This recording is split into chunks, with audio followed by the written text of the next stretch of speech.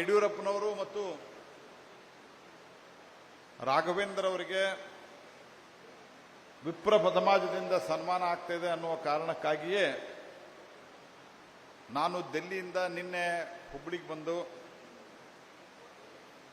ಹುಬ್ಬಳ್ಳಿಯಿಂದ ಈಗ ಇಲ್ಲಿಗೆ ಬಂದು, ಇಲ್ಲೇ ರಾತ್ರಿ ಹೋದ ನಂತರ ಇನ್ನೊಂದು ಕಾರ್ಯಕ್ರಮ ಇದೆ, ಅದು ಮುಗಿಸ್ಕೊಂಡು ನಾಳೆ ಯಡಿಯೂರಪ್ಪನವರು ನಾನು ಒಟ್ಟಿಗೆ ಪುನಃ ಮತ್ತೆ ದಿಲ್ಲಿಗೆ ಹೋಗ್ತಾ ಇದ್ದೇವೆ.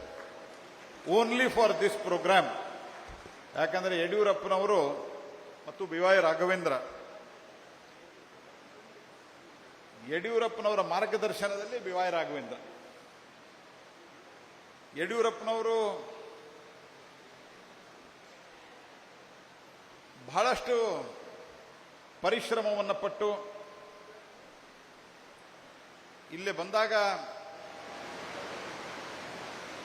ಏನೂ ಇರಲಾರದಂತೆ ಪುರಸಭೆಯ ಅಧ್ಯಕ್ಷರಾಗಿ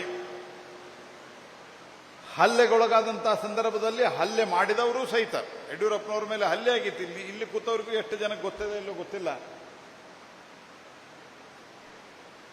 ಆ ಹಲ್ಲೆಯನ್ನ ಮಾಡಿದಂಥವರು ಇವರೇನೇನು ಬದುಕೋದಿಲ್ಲ ಅಂತ ಹೇಳಿ ಬಿಟ್ಟು ಹೋದಂತಹ ಸಂದರ್ಭದಲ್ಲಿ ಪುನರ್ಜನ್ಮದಂತೆ ಬದುಕಿ ಬಂದಂತಹ ಯಡಿಯೂರಪ್ಪ ಇವತ್ತು ರಾಜ್ಯದಲ್ಲಿ ಭಾರತೀಯ ಜನತಾ ಪಾರ್ಟಿಯನ್ನ ಮತ್ತು ಒಟ್ಟಾರೆ ಹಿಂದುತ್ವವನ್ನು ರಕ್ಷಣೆ ಮಾಡುವುದರಲ್ಲಿ ಅತ್ಯಂತ ಪ್ರಮುಖ ಪಾತ್ರವನ್ನು ವಹಿಸಿದ್ದಾರೆ ಅನ್ನೋದ್ರಲ್ಲಿ ಯಾವುದೇ ಅನುಮಾನ ಇಲ್ಲಲಾರದೆ ಹೇಳ್ಬೋದು. ಯಡಿಯೂರಪ್ಪನವರು ನಮ್ಮೆಲ್ಲರಿಗೂ ಗೊತ್ತಿದೆ, ಅವ್ರಿಗೆ ಸ್ವಲ್ಪ ಸಿಟ್ಟು ಜಾಸ್ತಿ. ಆದರೆ ಎಷ್ಟು ಶೀಘ್ರ ಕೋಪಿ ಇದ್ದಾರೆ ಅಷ್ಟೇ ಅದನ್ನು ಬೇಗ ಮರೆತು ಬಿಡ್ತಾರೆ. ದೀರ್ಘ ದ್ವೇಷಿ ಅಲ್ಲ ಅವರು, ಶೀಘ್ರ ಕೋಪಿ. ಸ್ವಲ್ಪ ಸಿಟ್ಟು ಬರ್ತದೆ, ಅದು ಕೆಲಸ ಆಗಿಲ್ಲ ಅಂದ್ರೆ ಬಹಳ ಬೇಗ ಸಿಟ್ಟು ಬರ್ತದೆ. ಮತ್ತು ಅವರಿಗೂ ಗೊತ್ತಿದೆ. ಒಂದ್ಸರ್ತೆ ಹುಬ್ಬಳ್ಳಿಯಲ್ಲಿ ನಾನು ಅವರು ಕೂಡಿ ಊಟಕ್ಕೆ ಹೋಗಿದ್ವಿ. ಯಡಿಯೂರಪ್ಪನವ್ರಿಗೆ ಗೊತ್ತಿದ್ದು ನೆನಪಿರ್ಲಿಕ್ಕಿಲ್ಲ. ಆ ಹೋಟೆಲ್ ಹುಡುಗರೆಲ್ಲ ಬಂದು ನಿಮ್ಮೊಟ್ಟಿಗೆ ಒಂದು ಫೋಟೋ ಸರ್ ಅಂದ್ರ. ಅವಾಗ ಆ ಫೋಟೋಗ್ರಾಫರ್ ಏನೋ ಸ್ವಲ್ಪ ಕಾರಣಕ್ಕೆ ಲೇಟ್ ಮಾಡಿದ. ಯಡಿಯೂರಪ್ಪನವರು ಸ್ವಲ್ಪ ಸ್ಮೈಲ್ ಮಾಡ್ತಾ ಇದ್ರು. ನಾನು ಹೇಳಿದೆ ಬೇಗ ಫೋಟೋ ತೆಗಿಯಪ್ಪ ಅಂತ ಹೇಳಿದೆ. ಯಡಿಯೂರಪ್ಪನವರು ಚಕ್ ಅಂತ ಹೇಳಿದ್ರು. ನನಗೆ ಬಹಳ ಹೊತ್ತು ನಗಕ್ಕಾಗಲ್ಲ ಅಂತ ಅವನಿಗೆ ಗೊತ್ತು, ಅದಕ್ಕೆ ಬೇಗ ಫೋಟೋ ತೆಗಿ ಅಂತಂದ್ರೆ. ಆ ರೀತಿಯಾಗಿ ಸ್ವಲ್ಪ ಸಿಟ್ಟಿದ್ರೂ ಸಹಿತ ಎಂದೂ ಸಹಿತ ಅದನ್ನು ದ್ವೇಷ ಮಾಡಿಲ್ಲ.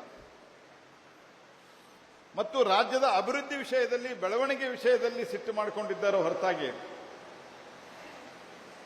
ವೈಯಕ್ತಿಕವಾಗಿ ಎಂದಿಗೂ ಕೂಡ ದ್ವೇಷವನ್ನು ಇಟ್ಟುಕೊಂಡಿಲ್ಲ. ಸುಮಾರು 45 ವರ್ಷಗಳ ಹೋರಾಟವನ್ನು ಮಾಡಿ ಪಕ್ಷವನ್ನು ಕಟ್ಟಿ ಬೆಳೆಸಿದ್ರು. ಅನುಕ್ಷಣದ ಸುದ್ದಿಗಳಿಗಾಗಿ ವಿಸ್ತಾರ ನ್ಯೂಸ್ ಯೂಟ್ಯೂಬ್ ಚಾನೆಲ್ ಸಬ್ಸ್ಕ್ರೈಬ್ ಮಾಡಿ. ಹೊಸ ಸುದ್ದಿಗಳ ನೋಟಿಫಿಕೇಶನ್ಗಾಗಿ ಬೆಲ್ ಐಕಾನ್ ಕ್ಲಿಕ್ ಮಾಡಿ. ಲೇಟೆಸ್ಟ್ ಅಪ್ಡೇಟ್ಸ್ಗಾಗಿ www.vistaranews.com ವೆಬ್ಸೈಟ್ಗೆ ವಿಸಿಟ್ ಮಾಡಿ.